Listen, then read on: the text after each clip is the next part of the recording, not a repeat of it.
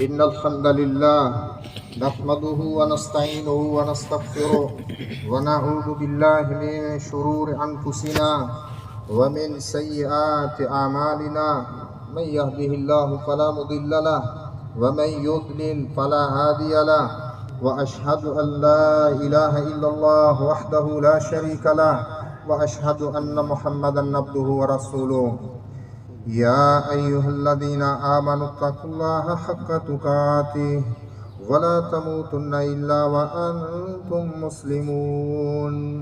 يا أيها الناس اتقوا ربكم الذي خلقكم من نفس واحدة وخلق منها زوجها وبث منهما رجالا كثيرا ونساء، واتقوا الله الذي تساءلون به والأرحام إن الله كان عليكم رقيبا. يا أيها الذين آمنوا اتقوا الله وقولوا قولا سديدا يصلح لكم أعمالكم ويغفر لكم ذنوبكم، ومن يطع الله ورسوله فقد فاز فوزا عظيما. أما بعد فإن خير الحديث كتاب الله، وخير الهدي هدي محمد، وشر الأمور محدثاتها، وكل محدثة بدعة، وكل بدعة ضلالة. أعوذ بالله من الشيطان الرجيم.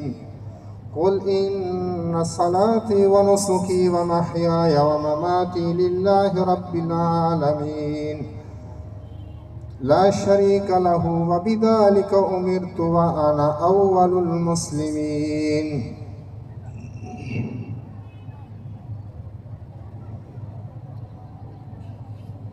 ایک سنت جو اس کے احیاء کی ضرورت ہے وہ کیا ہے؟ ایک تو لوگ اس طرف لگے ہوئے ہیں اور بہت سارے لوگ یہ مسئلہ پوچھ رہے ہیں، جی دادی کی طرف سے قربانی کر سکتے ہیں، دادا کی طرف سے، ماں کی طرف سے، جو فوت ہو چکے ہیں ابو اس کی طرف سے، میت کی طرف سے قربانی ہاں آپ جانے ہیں، لیکن نام کس کا کہ یہ دادی اماں کی طرف سے ہے، یہ ماں کی طرف سے ہے۔ اصل جو طریقہ تھا جس سنت کے احیاء کی ضرورت تھی یہ تو نہیں ثابت میت کی طرف سے قربانی۔ رسول اللہ صلی اللہ علیہ وسلم کی بڑی ہی چہیتی بیوی ہماری امی جان سیدہ خدیجہ الکبریٰ رضی اللہ عنہا، بڑے مواقع پر رسول اللہ صلی اللہ علیہ وسلم ان کو یاد رکھتے، گوشت ہوتا تو وافر ان کی سہیلیوں کے گھر بھیجتے اور ان کا تذکرہ اس طرح کرتے کہ سیدہ عائشہ صدیقہ رضی اللہ عنہا ام المومنین نے ایک دفعہ کہہ دیا، کیا کہہ دیا کہ جیسے خدیجہ کے سوا کوئی اور عورت ہی نہیں۔ فرمایا انہا کانت و کانت، وہ وہی تھیں، وکان علی منہا ولد، اور اس سے میری اولاد تھی، لیکن ام المومنین سیدہ خدیجہ رضی اللہ عنہا کی طرف سے اللہ کے رسول صلی اللہ علیہ وسلم نے کبھی قربانی نہیں کی۔ بڑے ہی پیارے چچا جان رسول اللہ صلی اللہ علیہ وسلم کے سیدنا امیر حمزہ رضی اللہ عنہ غزوہ احد میں شہید ہو گئے تھے، کبھی رسول اللہ صلی اللہ علیہ وسلم کی طرف سے قربانی نہیں کی۔ میت کی طرف سے، فوت شدہ کی طرف سے قربانی ثابت نہیں۔ جس چیز کے احیاء کی ضرورت ہے، عقبہ بن عامر رضی اللہ عنہ راوی ہیں، صحیح بخاری کے اندر یہ حدیث موجود ہے، رسول اللہ صلی اللہ علیہ وسلم نے انہیں جانور دیے کہ یہ صحابہ پر تقسیم کر دو، تو ایک پٹھورا بچ گیا بکری کا، وہ کھیرا تھا، عرض کیجیے یہ بچ گیا ہے، فرمایا تم یہ کر لو، تو خاص ان کو اجازت دی، ویسے کھیرا بکری کا جائز نہیں۔ اسی طرح رسول اللہ صلی اللہ علیہ وسلم نے کھیرا جانور بکری کا ابو بردہ بن نیار برا بن عازب کے ماموں ان کو خاص اجازت دی تھی۔ ان دو صحابہ کے علاوہ کسی کے لیے ثابت نہیں کہ رسول اللہ صلی اللہ علیہ وسلم نے کسی اور کے لیے اجازت دی ہو، بلکہ فرمایا کہ لا تذبحوا الا مسنہ، ذبح نہ کرو مگر دو دانتا، الا ان یعصر علیکم فتذبحوا جذعۃ من الدان، الا کہ تم پر مشکل بن جائے تو تم بھیڑ کا جزا کر سکتے ہو، ذبح کر لو، یعنی 1 سال کا کھیرا جانور بھیڑ کا مشکل کی شکل میں۔ یہ حدیث صحیح مسلم کے اندر موجود ہے۔ تو جس چیز کے احیاء کی ضرورت ہے وہ کیا ہے؟ کہ اللہ نے آپ کو توفیق دی ہے، آپ اپنی قربانی کر سکتے ہیں، کرتے ہیں، اس کے علاوہ بھی اللہ نے آپ کو گنجائش دی ہے، تو پوری قربانی کسی کو دے دو، ایسے ماڑے آدمی کو جو قربانی نہیں کر سکتا۔ قربانیاں تقسیم کریں، ایسے لوگوں کو قربانیاں دیں، وہ قربانیاں کریں، یا حصہ ان کا ڈال دیں کسی گائے کے اندر، کسی اونٹ کے اندر۔ یہ طریقہ ہے، اس سنت کے احیاء کی ضرورت ہے کہ جن دیا ہوا ہے وہ قربانیاں تقسیم کریں۔ یہ نہیں کھا خود جانا ہے اور یہ امی کی طرف سے ہوگی، یہ ابو کی طرف سے، یہ دادا کی طرف سے۔ قربانیاں دے، لوگوں کو پوری کی پوری قربانیاں دے دیں، اور اللہ آپ کی نیت جانتا ہے، اور اللہ انشاءاللہ اجر دے۔ پھر ایک چیز یہ ہے، ابھی جامعہ محمدیہ اشتہار تو چھپے ہوئے تھے، مختلف جو جگہ ہیں کھالیں جمع کرانے کی، وہ لکھی ہوئے تھے نام جگہوں کے، لیکن بعد میں وہ اجازت منسوخ ہو گئی ہے، اجازت ملی نہیں۔ اب یہ جو کھالیں ہیں، اس کو ہم سمجھتے ہیں اپنے آپ پر بوجھ، اس کو بوجھ نہ سمجھیں، کھالوں کو بوجھ نہ سمجھیں۔ جو تقسیم گوشت کی ہے وہی تقسیم اس کی ہے، کہ گوشت جس طرح خود بھی کھاؤ، جو قناعت پسند ہے، سوال نہیں کرتا، اس کو دے کھلاؤ، اور جو سوالی ہے اس کو کھلاؤ۔ کھال کا مصرف بھی یہی ہے، اس کو آپ خود استعمال کر سکتے ہیں، اپنے کسی عزیز کو دے سکتے ہیں، کسی مانگنے والے کو دے سکتے ہیں، اور خود لگاؤ نمک، کچھ نہیں ہونے لگا آپ کو۔ آج یہ طریقہ بھی اپنا کر دیکھو۔ میں نے اپنے شیخ حافظ عبدالسلام بن محمد، وہ کچھ دن پہلے فوت ہو گئے، اللہ تعالیٰ انہیں کروٹ کروٹ جنت عطا فرمائے۔ کبھی یہ جوڑی تھی جامعہ محمدیہ میں حافظین کی، حافظ عبدالمنان نور پوری اور حافظ عبدالسلام بن محمد، دونوں اللہ کے پاس جا چکے رحمہم اللہ سبحانہ و تعالی۔ ان کے گھر میں نے، جب میں ان کے والد گرامی کو قرآن یاد کر کے سناتا تھا، حافظ محمد بھٹوی رحمہ اللہ کو، تو میں نے دیکھا کہ چھترا یا چھتری کی کھال جو ہے ان کے گھر کے اندر پڑی ہوئی ہے، نمک لگا کر اس کو صاف کیا اور خشک کیا ہوا ہے، بطور مسلح کیا، اور وہ استعمال ہوتی ہے۔ تو یہ نمک جو ہے، نمک لگاؤ، چمڑا جو ہے اس کا اندر والا جو حصہ ہے، گوشت صحیح طرح اتار دو اس سے، گوشت کوئی چچھڑے اس کے ساتھ نہ رہے، پھر اس کو نمک وافر لگاؤ، اور ایسے طریقے سے رکھو تکون کی شکل میں کہ وہ سارا جو ہے اس کا اندر جو پانی ہے وہ نچڑ جائے، ختم ہو جائے۔ پھر دھوپ کے اندر جب وہ خشک ہو جائے تو اس کو سنبھال لو، پھر اس کو استعمال کرنا چاہتے ہیں۔ ایک تو یہ کہ یہ خشک ہو کر اس کی بدبو ختم ہوگی، وہ محفوظ ہو گیا، وہ بعد میں شاید اجازت مل جائے اور کسی جگہ آپ دے دیں اس کو۔ لیکن اگر اس کو استعمال کرنا چاہیں تو رسول اللہ صلی اللہ علیہ وسلم کی حدیث موجود ہے، ایسا جانور جو مرا ہوا بھی ہو، مرا ہوا بھی ہو۔ اللہ اکبر۔ قریش کے کچھ لوگ بکری گھسیٹ کر لے جا رہے تھے، بکری کیسی تھی؟ گدھے جیسی، بڑی موٹی تازی، گھسیٹ کر لے جا رہے۔ رسول اللہ صلی اللہ علیہ وسلم فرمایا لو اخذتم اہابہا، اگر تم اس کا چمڑا لے لیتے۔ عرض کیا جی انہا میتہ، یہ مردار ہے، مری ہوئی ہے۔ فرمایا یطہرھا الماء والقرض، اسے پانی اور کھجور کی چھال صاف کر دیتی ہے۔ ایسا جانور جس کا گوشت کھایا جاتا ہے، وہ مرا ہوا بھی ہو، مرا ہوا بھی ہو، اس کی جو کھال ہے، چمڑا ہے، اس کو پانی اور کھجور کی جو چھال ہے یہ اس کو صاف کر دیتی ہے، اس کو استعمال کر سکتے ہیں۔ مسلح بناؤ، وہ بیٹھنے کی جگہ بناؤ، کوئی چیز اسے تیار کر۔ تو یہ اپنے آپ پر بوجھ نہ سمجھے، بطور خاص یہ چیز آج میں آپ سے عرض کر رہا ہوں کہ یہ نمک لگاؤ، اور یہ جو پابندیاں لگانے والے ہیں ان کو پتہ چلے کہ مسلمان جو ہیں وہ مدارس تو اللہ نے چلانے ہیں، یہ پابندیاں جو ہیں یہ رکاوٹ نہیں بننے لگے، یہ چلتے رہیں، مسجدیں چلتی رہنی ہیں، مدارس چلتے رہنے ہیں۔ اور آپ یہ کام اس دفعہ کر کے دکھاؤ کہ ہم یہ بوجھ نہیں ہے ہمارے اوپر یہ چیز، تو اس کو استعمال کرو، پہلے اس کو صاف کر کے اس طرح رکھ لو، بعد میں جو ہے کھجور کی جو چھال، یہ کیکر کی چھال جو ہے اس کو ابال کر خوب اس کے اندر اس کو چند دن کے لیے رکھ دو، بس وہ قابل استعمال ہے، نرم بھی ہو جائے۔ جانور خود ذبح کرنا بہتر ہے۔ اللہ کے رسول صلی اللہ علیہ وسلم نے حجۃ الوداع کے موقع پر 63 اونٹ اپنے ہاتھ سے ذبح کیے، باقی سیدنا علی رضی اللہ عنہ کی ڈیوٹی لگائی۔ ان کی نگرانی میں پھر وہ باقی ذبح کیے گئے۔ یہ جو جانور ہیں جس طرح شروع میں دیکھنا ہے اس کے اندر عیب نہ ہو، ذبح کرتے وقت بھی وہ جو عیب ہیں ان میں سے کوئی عیب نہیں ہونا چاہیے۔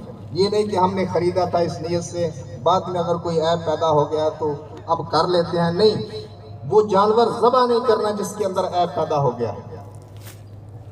کانا جانور جس کا کانا پن ظاہر ہو، بیمار جانور جس کا بیمار پن ظاہر ہو، لنگڑا جانور جس کا لنگڑا پن ظاہر ہو، اور بالکل رہا ہوا ٹوٹا ہوا جانور، کھنگڑ جس کو ہم اپنی زبان میں کہتے ہیں، جس کے اندر مخ باقی نہ رہی ہو۔ اور ایک اور عیب کیا ہے کہ کان کے اندر کوئی کسی طرح کی کوئی عیب نہیں ہونا چاہیے، نہ چرا ہوا ہو، نہ اس کے اندر سوراخ ہو، نہ کٹا ہوا ہو، کوئی چیز اس کے اندر عیب کان کے اندر نہیں ہونا چاہیے۔ یہ 5 عیب ہیں۔ سینگ والی جو روایت ہے وہ ثابت نہیں ہے، میں اس کی صراحت بھی کر دیتا ہوں، لہذا اگر سینگ ٹوٹا ہوا ہے کوئی مسئلہ نہیں، لیکن یہ 5 عیب جو ہیں یہ نہیں ہونے چاہیے، ان میں سے کوئی عیب۔ تو یہ گوشت جو ہیں خود بھی کھائیں اور اپنے عزیز و اقارب کو بھی صلہ رحمی کا یہ بہترین موقع ہے۔ ایک چیز ہم ابراہیم علیہ السلام کا نام اس موقع پر لیتے ہیں کہ یہ ابراہیم علیہ السلام کی سنت ہے، ہر امت کے لیے اللہ نے ایک قربانی ٹھہرا یہ مقرر کی ہے۔ ابراہیم علیہ السلام تو وہ نبی ہیں، جد الانبیاء ہیں، کہ ہمارے نبی سید دو عالم محمد رسول اللہ صلی اللہ علیہ وسلم کو حکم ہوتا ہے اتبع ملت ابراہیم حنیفا وما کان من المشرکین۔ محمد رسول اللہ صلی اللہ علیہ وسلم کو اللہ تعالیٰ نے فرمایا ابراہیم کی ملت کی پیروی کیجئے، ملت ابراہیم کی پیروی کیجئے، جو کیا تھے؟ حنیف تھے، ایک اللہ کے ساتھ لگاؤ رکھنے والے۔ وما کان من المشرکین، اور وہ مشرکوں سے بالکل نہیں تھا۔ تو اگر ہم ابراہیم کو ماننے والے ہیں تو پھر صرف قربانی کر لینا نہیں، ابراہیمی پہلے بنے۔ رسول اللہ صلی اللہ علیہ وسلم سے ایک آدمی نے مسئلہ پوچھا، یہ ابو داؤد کے اندر روایت موجود ہے کہ میں نے نظر مانی تھی کہ بوانا مقام پر اونٹ نہر کروں گا۔ رسول اللہ صلی اللہ علیہ وسلم نے لوگوں سے دریافت کیا کہ یہ جو بوانا جگہ ہے، حل کانا فیہا عید من اعیادہم، کیا وہاں مشرکین کے میلوں میں سے کوئی میلہ تو نہیں لگتا تھا؟ صحابہ کرام نے کہا کہ نہیں، وہاں کوئی میلہ نہیں لگتا تھا۔ پوچھا حل کانا فیہا وثن یعبد، کیا وہاں کوئی بت تھا جس کی پوجا ہوتی رہی ہو؟ بتایا گیا کہ نہیں۔ یہ 2 تصدیقیں جب رسول اللہ صلی اللہ علیہ وسلم نے کر لی کہ وہاں نہ مشرکین کبھی میلہ لگاتے تھے، نہ وہاں کوئی بت تھا جس کی پوجا ہوتی تھی، تو رسول اللہ صلی اللہ علیہ وسلم نے اجازت دے دی اپنے اس کی نظر کو پورا کرنے کی۔ تو ایسی جگہ جہاں اللہ کی سوا کسی اور کی پوجا ہوتی ہے، وہاں جو یہ لوگ کام کرتے ہیں، جا کر پوجا پاٹ کرتے ہیں، میلے ٹھیلے جو لگتے ہیں، عرس لگتے ہیں، وہاں جا کر پوجا کرتے ہیں، وہاں جا کر دیگیں چڑھاتے ہیں، نظر چڑھاتے ہیں، یہ سارے شرکیہ کام ہیں۔ اگر یہ بھی ساتھ چلنے ہیں، آج قربانی نہ کرو، آج قربانی نہ کرو، کیونکہ اللہ تبارک و تعالی نے فرمایا قل ان صلاتي ونسكي ومحياي ومماتي لله رب العالمین، تو کہہ دے کہ بے شک میری نماز اور میری قربانی اور میری زندگی اور میری موت، یہ ساری چیزیں اللہ رب العالمین کے لیے ہیں۔ لا شریک لہ وبذلک امرت وانا اول المسلمین، اس کا کوئی شریک نہیں اور اس کا ہی مجھے حکم دیا گیا ہے، اور میں فرما برداری کرنے والوں میں سب سے پہلا ہوں۔ لہذا اگر عبد القادر جیلانی رحمت اللہ علیہ کے نام کی 11ویں دینی ہے، یہ شرک اللہ کے ساتھ کرنا ہے۔ رجب کے کنڈے سیدنا جعفر صادق رحمت اللہ علیہ کے نام کے دینے ہیں۔ اگر سیدنا حسین رضی اللہ عنہ کے نام کی محرم کے اندر سبیلیں لگانی ہیں، اگر عید میلاد کے موقع پر بھی تم نے عید منانی ہے، آج عید نہ مناؤ۔ میں نے پچھلی عید پر بھی یہ کہا کہ 2 عیدیں ہیں، خاص ہے ترکیب میں قوم رسول ہاشمی۔ حق کڑوا ہے میرے بھائیوں، حق کڑوا ہے۔ کئی کہتے ہیں یہ مرجال بھی بڑی سخت باتیں کرتا ہے۔ ہاں میں یہی کہتا ہوں کہ سجدہ جو ہے یہ جبیں جس نے پیدا کیے صرف اس ایک اللہ کے سامنے جھکا دو، اور جو تم کہتے ہو قیام کے اندر ایاک نعبد و ایاک نستعین، اور تشہد کے اندر کہتے ہو التحیات للہ والصلاوات والطیبات کہ تمام قولی عبادتیں اللہ کے لیے ہیں، تمام بدری عبادتیں اللہ کے لیے ہیں، تمام مالی عبادتیں اللہ کے لیے ہیں، پھر اس کا ثبوت پیش کرو کہ ان ساری چیزوں سے بائیکاٹ کرو۔ نہ کسی قبر پر تیری جبین جھکے، نہ وہاں تو کسی کو پکارے، نہ وہاں تیرا کوئی مال خرچ ہو، یہ تینوں عبادت کی قسمیں نہ ہوں۔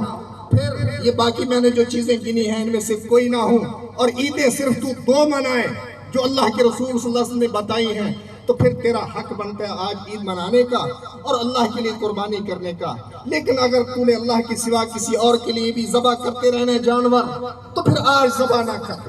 اللہ تبارک و تعالی حدیث قدسی ہے کہ جس نے من عمل عملا اشرک فیہ معی غیری ترکتہ والشرک، حدیث قدسی، جس نے کوئی عمل کیا جس کے اندر اس نے میرے ساتھ کسی اور کو شریک کیا، ترکتہ والشرک، میں اس کو اور اس کی شراکت کو چھوڑ دیتا ہوں۔ کیا معنی؟ مجھے ایسے عمل کی ضرورت نہیں کہ تو اللہ کے لیے بھی قربان کرتا ہے، کسی اور کے لیے بھی قربان کرتا ہے، ایسی قربانی کی ضرورت نہیں۔ تو یہ ٹوٹی پھوٹی گزارشات ہیں، مسائل آپ کو آتے ہیں، پھر یہ بھی بات ہوتی ہے ٹائم بہت لگ گیا عید پر، میں زیادہ وقت آپ کا نہیں لیتا۔ ربنا ظلمنا انفسنا وان لم تغفر لنا وترحمنا لنكونن من الخاسرین۔ ربنا آتنا فی الدنیا حسنہ وفی الآخرۃ حسنۃ وقنا عذاب النار۔